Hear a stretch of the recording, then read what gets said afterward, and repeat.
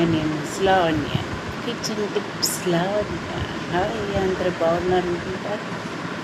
అందరూ బాగుండాలని దేవుడికి నమస్కరిస్తున్నాను. గాడ్ బ్లెస్ యూ అందరికీ, నాకన్నా చిన్న వాళ్ళందరికీ గాడ్ బ్లెస్ యూ. కిచెన్ టిప్స్లో కొన్ని చెప్తానండి, మీకు నచ్చితే చేయొచ్చు, లేకపోతే లేదు, ఎవరిష్టం వాళ్ళదండి. దానికి ఏం చెప్తాను, ఇదే నా తరపు నుంచి నేను ఏదో చెప్పాలి కాబట్టి చెప్తున్నాను. కిచెన్ టిప్స్లోని ఫస్ట్ ఆఫ్ ఆల్ రైస్ కుక్కర్లో పెట్టకూడదు. రైస్ కుక్కర్లో అస్సలు పెట్టకూడదండి.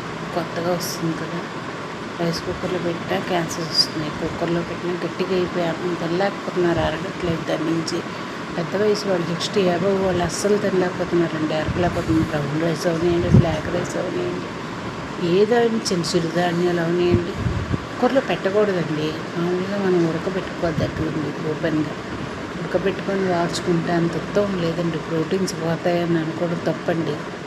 ఎక్కువ ప్రోటీన్ కూడా తినకూడదు కదా వాళ్ళు, షుగర్ పేషెంట్లు. అలా అని తినొద్దని నేను అంటలేదు. చికెన్ మటన్ అన్నీ తింటున్నారు కదా. ఇప్పుడు కూల్గా ఉంది, ఎవరైనా మంగళవారం తింటారు చాలామంది. చికెన్ బిర్యానీ, మటన్ బిర్యానీ అన్నీ చేసుకుని తింటారు కదా. Chicken pulao, mutton pulao, veg pulao తిన్నవాళ్ళు.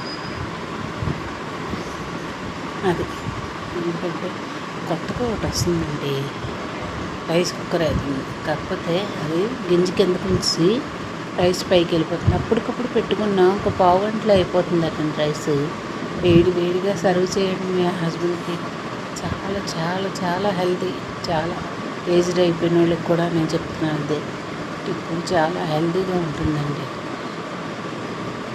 తర్వాతకి రేపు నార్త్ వాళ్ళ గురించి చెప్తాను. బాయ్.